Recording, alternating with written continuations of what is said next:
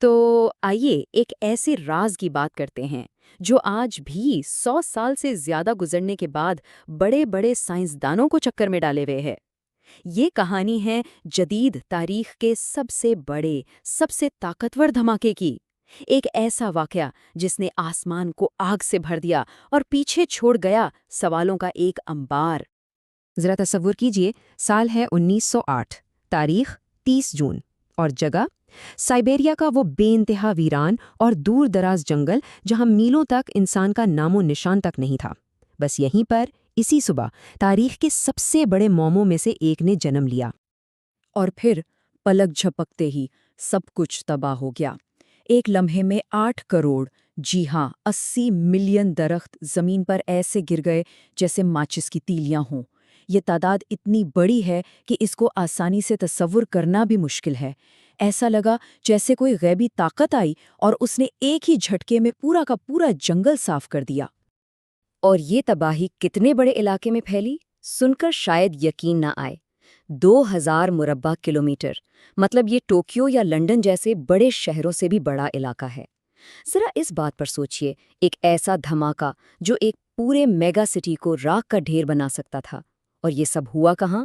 ایک بالکل ویران جنگل کے بیچوں بیچ۔ اور یہ کوئی خاموش تباہی بالکل نہیں تھی، نہیں، جو لوگ سینکڑوں میل دور آباد تھے انہوں نے بھی اس کی دہشت محسوس کی۔ وہاں کے لوگوں نے، جو اس کے چشمدید گواہ تھے، بتایا کہ انہوں نے آسمان پر ایک آگ کا گولا دیکھا، بالکل ایک دوسرے سورج جیسا، اور اس کے فوراً بعد ایک اتنی زبردست شاک ویو آئی کہ لوگوں کے گھروں کی کھڑکیاں ٹوٹ گئیں اور لوگ اپنے پیروں سے اکھڑ کر زمین پر جا گرے۔ تو تباہی کا منظر تو بالکل صاف تھا، لیکن یہیں سے اس کہانی کا سب سے بڑا، سب سے عجیب معاملہ شروع ہوتا ہے، کیونکہ اتنی بڑی تباہی کے باوجود ایک ایسی چیز جو وہاں لازمی ہونی چاہیے تھی، وہ بالکل غائب تھی، اور اسی ایک چیز کی کمی نے اس پورے واقعے کو تاریخ کی سب سے بڑی پہیلیوں میں سے ایک بنا دیا۔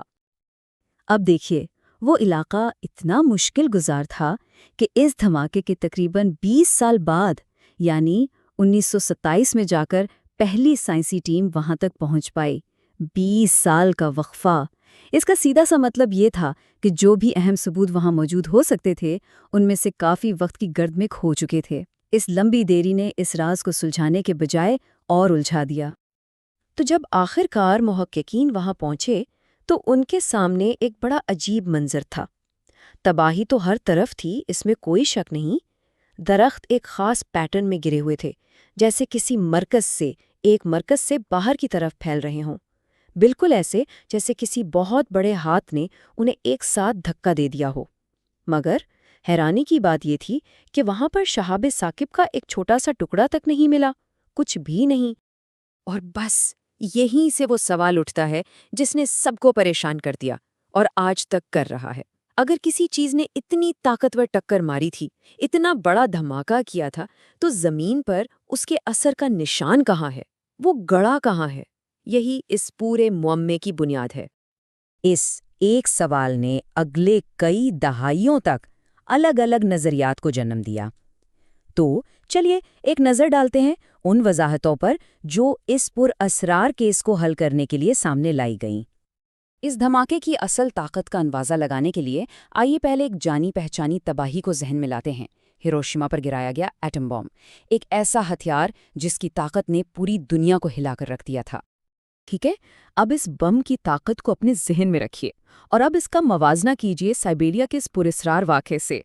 ہاں، دونوں نے زبردست تباہی مچائی، لیکن ان کی طاقت میں آپ کہہ سکتے ہیں زمین آسمان کا فرق تھا، کیونکہ سائنسدانوں کا اندازہ ہے کہ تنگسکا کا دھماکہ ہیروشیما بم سے 1000 گنا زیادہ طاقتور تھا۔ 1000 گنا۔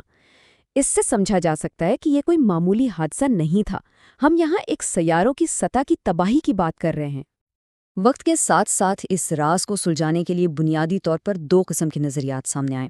ایک طرف تو ہیں بالکل سائنسی وضاحتیں، جیسے کہ شاید کوئی شہاب ثاقب یا دمدار ستارہ ہوا میں ہی پھٹ گیا ہو، اور پھر دوسری طرف ہیں تھوڑی زیادہ قیاس آرائی پر مبنی یا کہہ لیں زیادہ دلچسپ کہانیاں، جن میں خلائی جہاز کے حادثے سے لے کر کسی غلط ہو جانے والے تجربے تک کی باتیں شامل ہیں۔ تو پھر وہی سوال، گڑھا کیوں نہیں ملا؟ اس کا جو سب سے مقبول سائنسی جواب ہے اسے کہتے ہیں ایئر برسٹ۔ اس کا مطلب بالکل سادہ سا ہے کہ جو بھی چیز آسمان سے آ رہی تھی، شہاب ثاقب ہو، دمدار ستارہ ہو، کچھ بھی، وہ زمین سے ٹکرانے سے پہلے ہی فضا میں اوپر ہی اوپر زبردست دھماکے سے پھٹ گئی۔ اسی وجہ سے جو شاک ویو پیدا ہوئی اس نے نیچے زمین پر سب کچھ تباہ کر دیا، لیکن چونکہ اثر ہوا ہی نہیں اس لیے کوئی گڑھا بھی نہیں بنا۔ لیکن اتنی ساری تھیوریز اور اتنی تحقیق کے باوجود سچ تو یہ ہے کہ یہ کیس آج بھی سرکاری طور پر حل طلب ہے۔ 1 صدی سے زیادہ کا عرصہ بیت گیا اور حالات یہ ہیں کہ ہمارے پاس جواب کم ہے اور سوال زیادہ۔ اور آج بھی وہی بنیادی سوالات ہمارے سامنے کھڑے ہیں۔ آخر وہ چیز تھی کیا؟ کیا وہ پتھر کا ایک بڑا ٹکڑا تھا، یا برف کا کوئی گولا، یا کچھ اور؟ وہ گڈھے نہ ہونے کا راز ابھی تک پوری طرح سے فاش نہیں ہوا ہے۔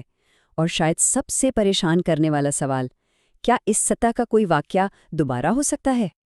ایک بات تو لیکن بالکل طے ہے، یہ واقعہ ہماری ریکارڈ شدہ تاریخ کا سب سے بڑا اثر ہے۔ ایک ایسی یاد دہانی کہ یہ کائنات کتنی طاقتور اور کتنی غیر متوقع ہو سکتی ہے۔ تو آخر میں یہ پورا واقعہ ہمیں اسی ایک آخری اور سب سے گہرے سوال پر لا کر چھوڑ دیتا ہے۔ اس صبح سائبیریا کے ان ویران جنگلات میں آخر ہوا کیا تھا؟ یہ ایک ایسا راز ہے جو آج بھی ہمارے تصور کو اپنے گرفت میں لیے ہوئے ہے۔